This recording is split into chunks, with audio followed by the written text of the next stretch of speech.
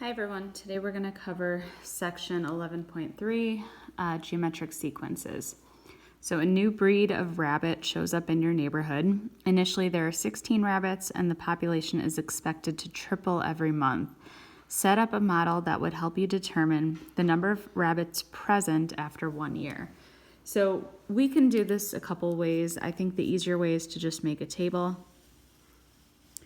We're starting with 16 rabbits. Actually, let's put that on the bottom. So in month 1, we've got 16 rabbits.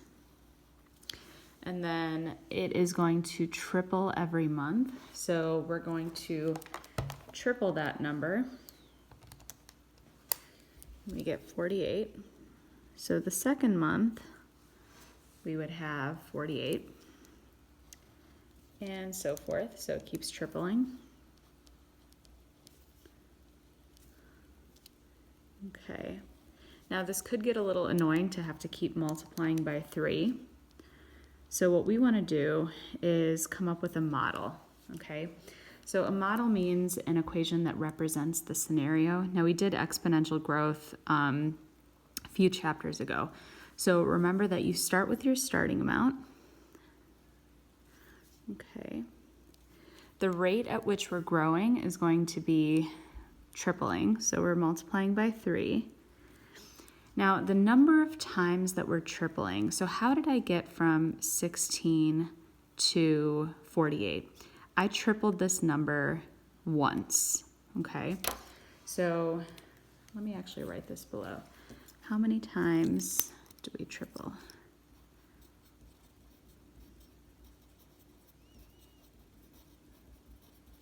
So to get to 48, I tripled 16 once.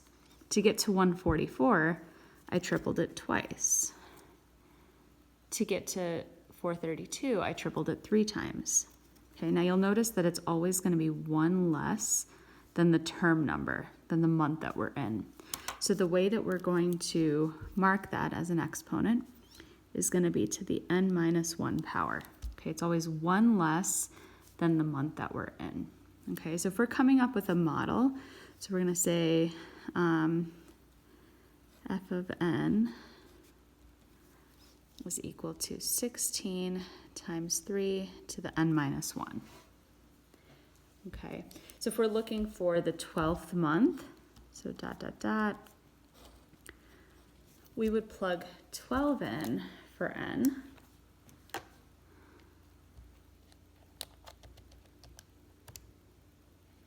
So we've got 12 minus 1 is the exponent. Okay, so we would end up with 2,834,352 rabbits. Okay. Now we call this a geometric sequence. Another geometric sequence would look like this. We've got 3, 6, 12, 24. If you notice what the pattern is each time, you're multiplying by 2 each time. Okay, this is different from an arithmetic sequence because in an arithmetic sequence you're adding the same number. Here we're multiplying by the same number. Okay, so let's make a list of our terms. So my first term was 3, 6, 12, 24, 48, and 96. Okay. And let's go ahead and plot these points. We're just eyeballing.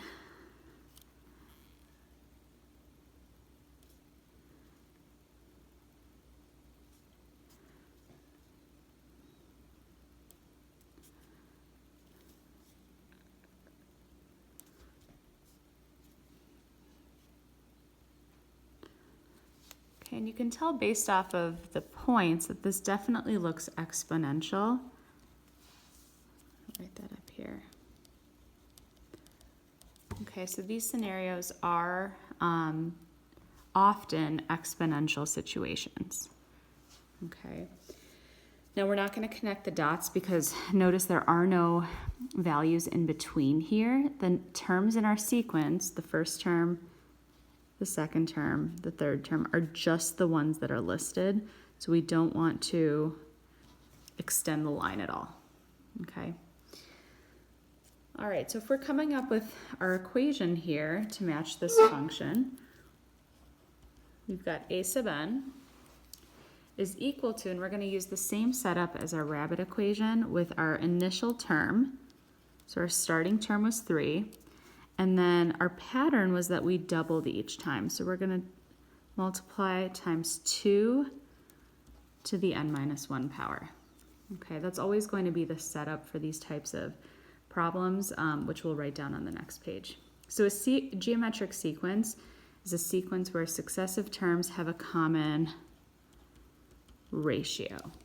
Okay, so you're multiplying by the same number. We call that R, the common ratio, each time. The reason why it's considered a ratio is that if we divide a term by the one before it, you're always going to get the same number. So 96 divided by 48 is 2. 48 divided by 24 is 2. 24 divided by 12 is 2. Okay, so you see that right there. All right, let's jump to the next page. So we're going to write our explicit and recursive definitions for the geometric sequence. I'll just rewrite the definition again.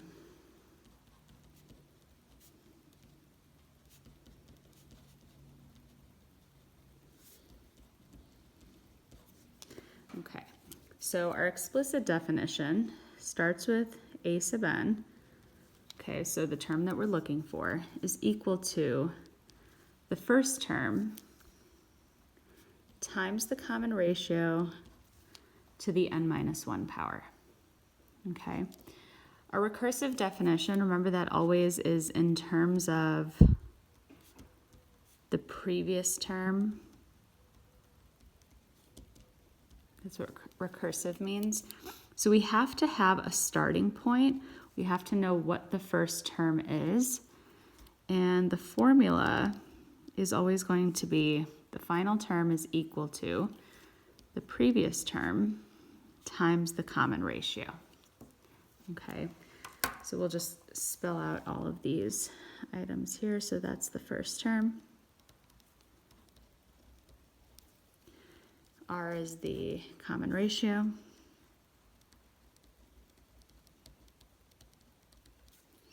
This is the previous term. Again, common ratio. Again, a sub n is just your nth term. So let's say a sub 5 would be the 5th term. A sub 7 would be the 7th term. Okay. All right, so let's take a look and write the first 6 terms of a geometric sequence with first term 6 and a common ratio of 1/3. Okay, so our formula is going to look something like this. I know the first term is 6 times 1/3 to the n minus 1. So if I want to list the first 6 terms, let's do A1, A2, A3, and the rest. Okay, let's do this. So we're going to plug in 1 in for n. Plug 2 in for n. I'm just going to plug them all in first, and then we'll use our calculator.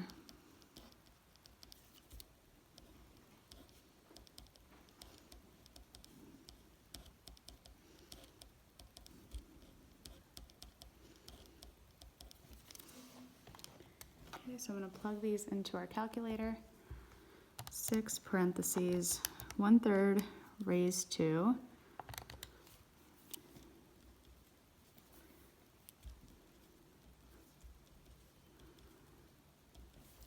so I end up with 6. Now I'm just going to copy and paste it so it's easier to type in.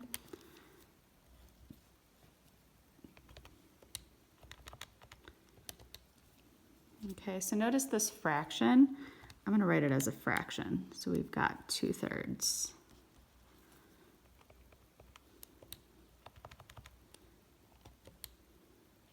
Okay, again, fraction.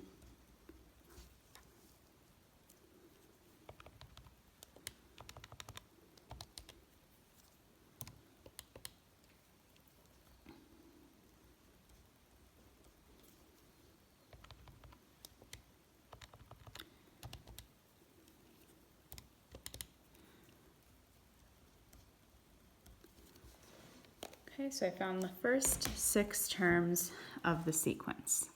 Okay, now finding the 8th term, again, you have to start with the formula. So my first term is 5. I'm multiplying by 3 each time. So if I just want to find the 8th term, I can just plug 8 in.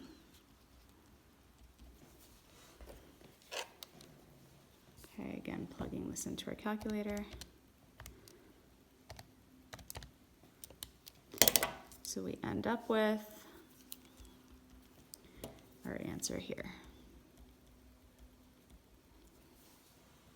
Okay, so a little bit less work there. Now, looking at number 3, if the first term of a sequence is 3 and the third term is 4/3, what is the common ratio? Now, I'm going to set up our formula. So the first term is 3. I don't know the common ratio, so I'm going to call that r to the n minus 1 power. So I'm missing some information here, okay?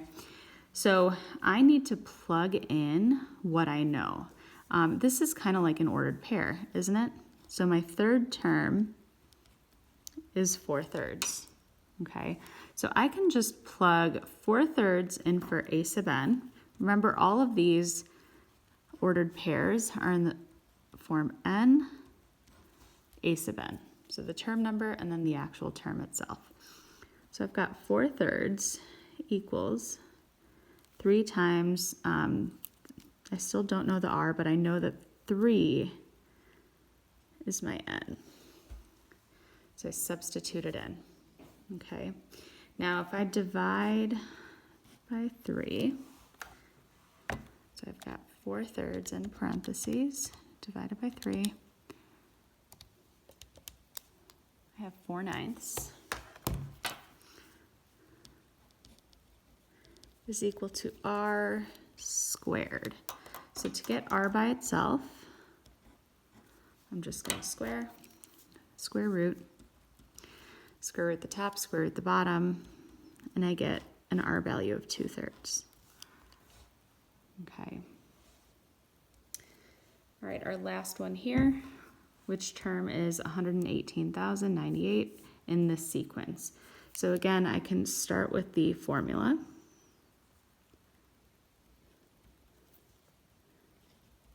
Starting with 2, we're multiplying by 3 each time to the n minus 1 power.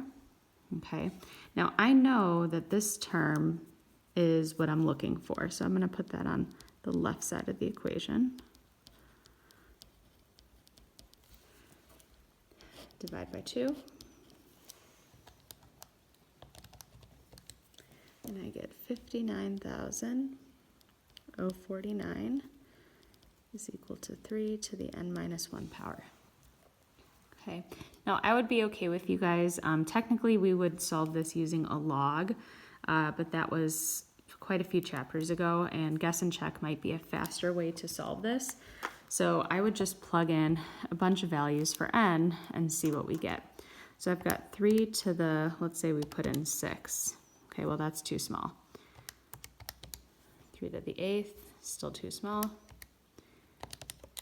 3 to the 10th, okay.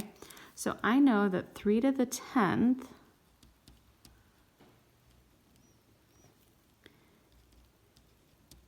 okay, is equal to the number that we're looking for.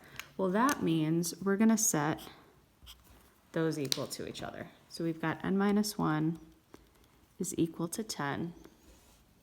So that would mean n equals 11. It would have to be the 11th term. Okay, so guess and check is perfectly fine for those problems. Okay. All right, let's flip to our next page. And here we're going to talk about the sum of the first n terms in a geometric sequence. So if you have a geometric sequence and you're adding together all of the terms, you can use this formula right here. Okay, so again, that's the first term. R is the common ratio, n is the total number of terms. Okay, so we'll do a few of these together.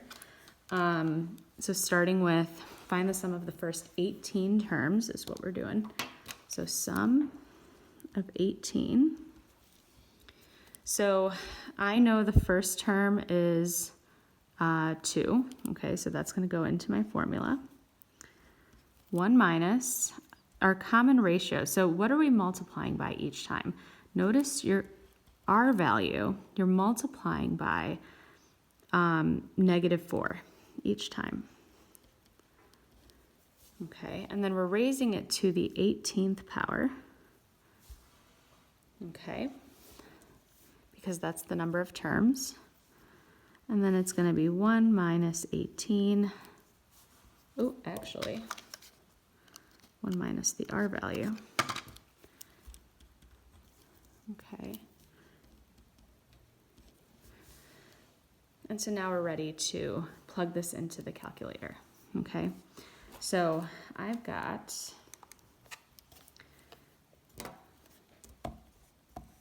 two parentheses, and if you type it in exactly as you see it, you should be fine.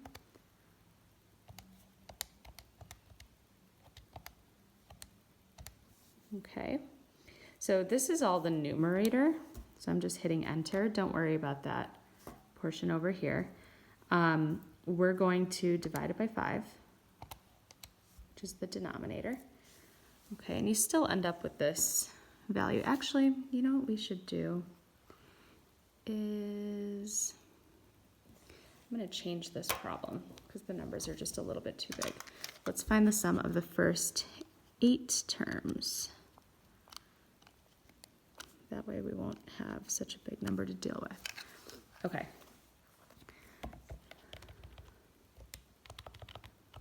There we go. Much better. Okay, and then we're going to divide by 5. And so we end up with a sum of -26 to 14. Okay. So most of these are just going to be by plugging into the formula. This next one is written in summation notation or sigma notation. In order for us to find the pieces that we need to know the first term, the common ratio, and n. Okay, so the first term we find just by plugging 1 in for I. So when I plug 1 in, I get 6 times 2, which is 12. Okay, common ratio is what we're multiplying by each time. That's multiplying by 2. The total number of terms, if I'm starting with 1 and ending at 10, there are 10 terms total. So at this point, we're able to find the sum of those first 10 terms by plugging into our formula.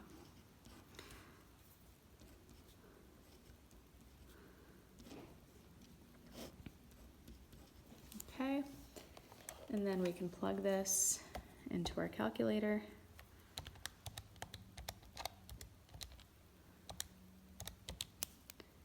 Divide by -1, we get 12,276.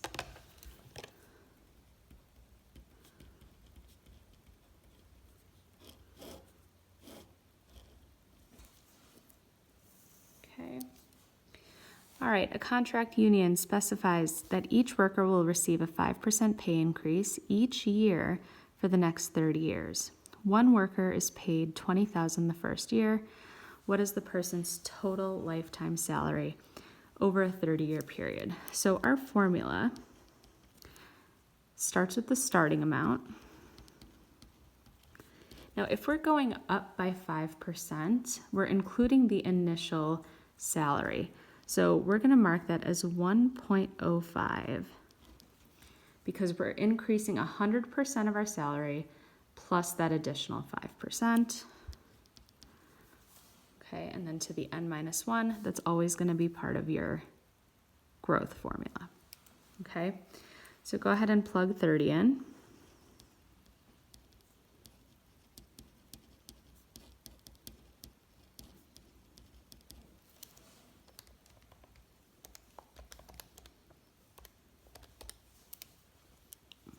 They end up making 82,322 and 71 cents.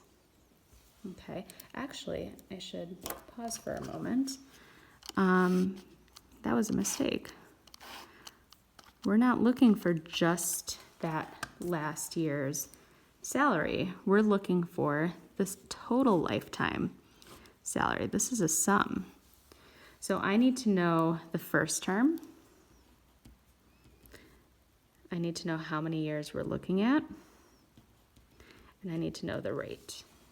Okay, which I know all of these things. Actually, I didn't even need to use this formula. So we've got 20,000, 1 minus the rate to the n power, and then 1 minus the rate. Okay, so that actually should be the formula because we're finding a sum.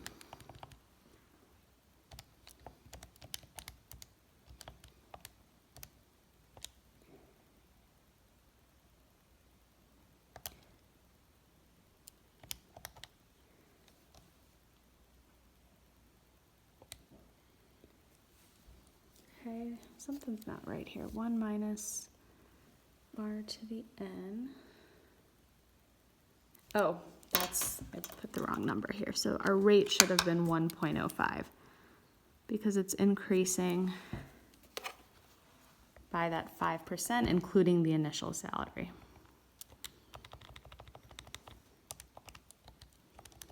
There we go. Divide by 0.95. Actually, I made a mistake again. Forgot to change it on the bottom here.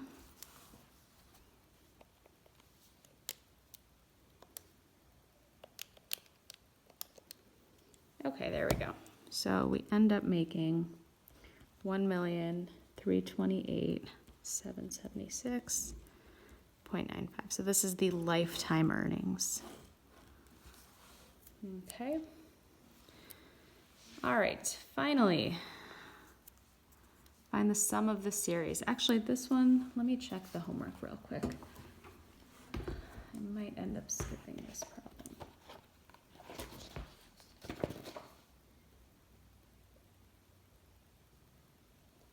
Yeah, we'll go ahead and skip this problem for now.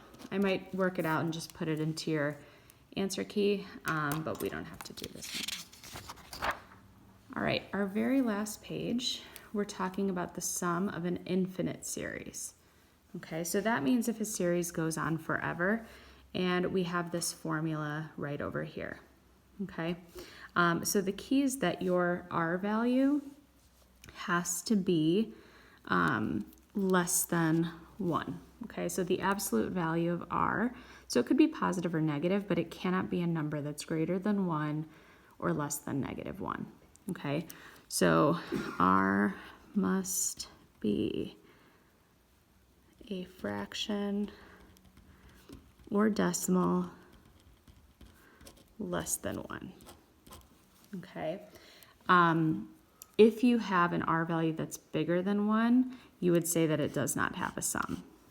Okay, so over here, let's figure out what the R value is first. So find the sum. So we are starting with A1 is 3/8. Now to figure out the R value, we're just going to divide the second term by the first term. So 3/16, and it's negative, divided by 3/8. And that means we need to multiply by the reciprocal. Okay, leaving me with negative 8 over 16, which is negative 1/2. Okay, so you're just multiplying by negative 1/2 each time, which matches our requirement. Okay, so I have the first term, I have r, I can find the sum.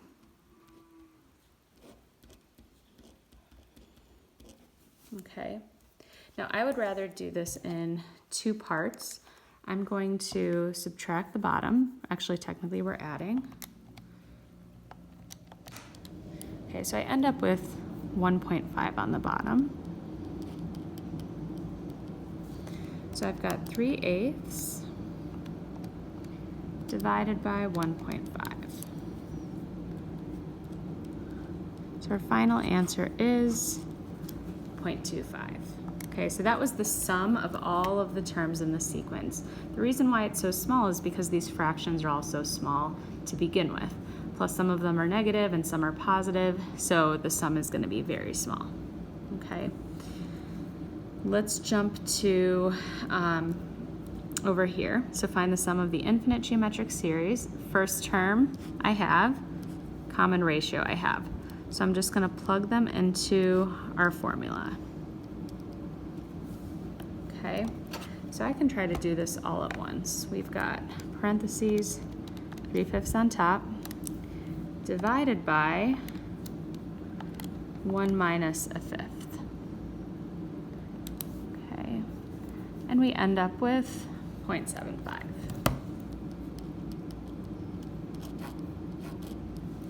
Okay, and then finally, notice our value, we're multiplying by 1/3 each time. My first term is 3, and we're ready to plug into our formula. So the sum,